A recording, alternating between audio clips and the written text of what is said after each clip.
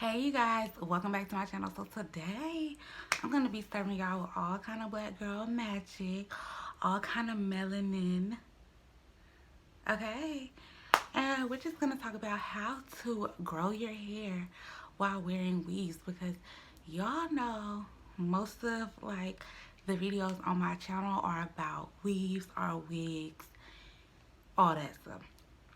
So we're going to talk about how to grow your hair while wearing wigs and just how to overall protect your hair while wearing wigs. So if you're interested, just keep watching.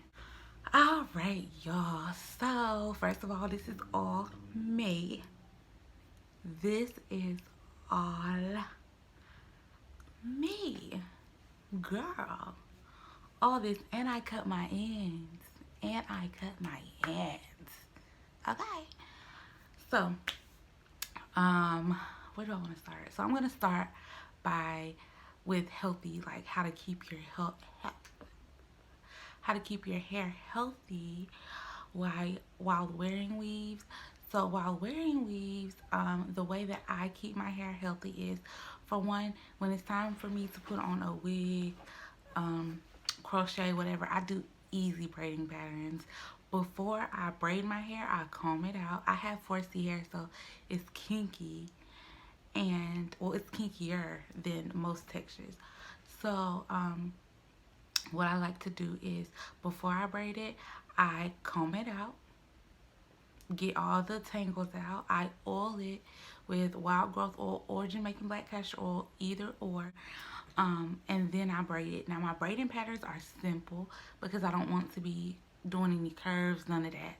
So most of the time my braiding patterns are straight to the back, like real simple and easy, because I find that when doing braiding patterns like in a circle, or just like the difficult braiding patterns, when you're taking it down, you're doing more tugging at your hair. So that's what I do when I braid my hair.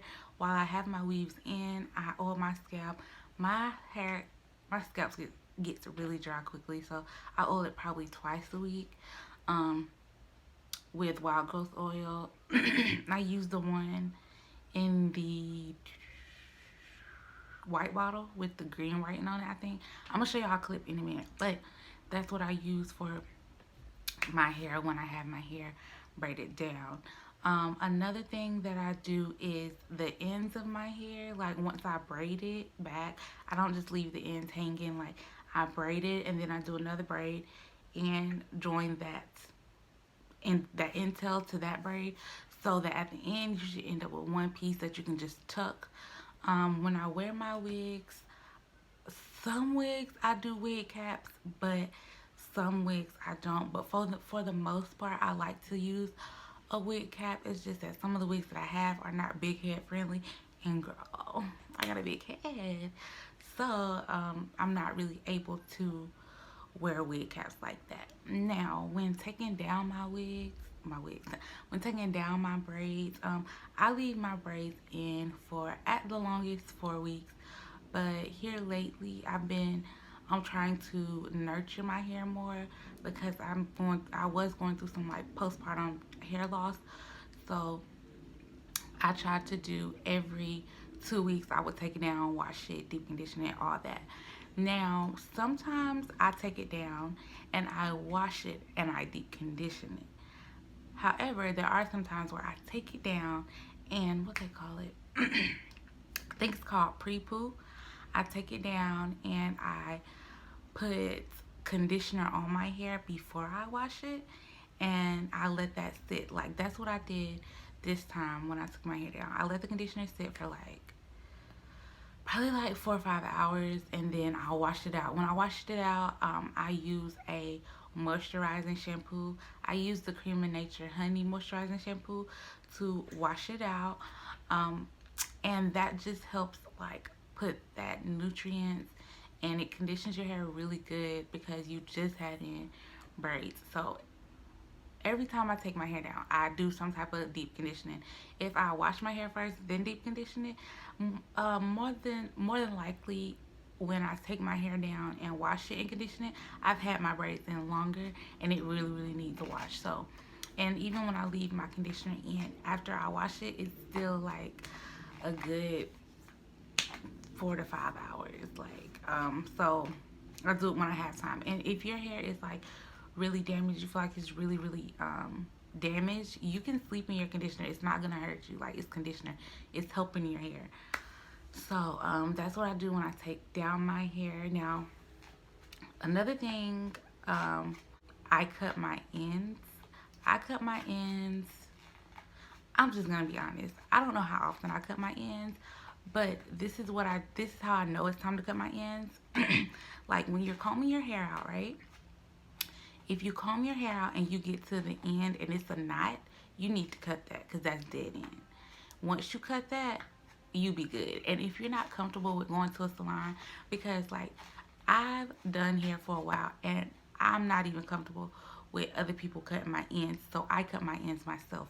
You're natural, and if you're natural and you wear wigs, like, people's not gonna see your hair anyways. Like, literally, I just cut that nappy end, that tangly end. Just cut that off.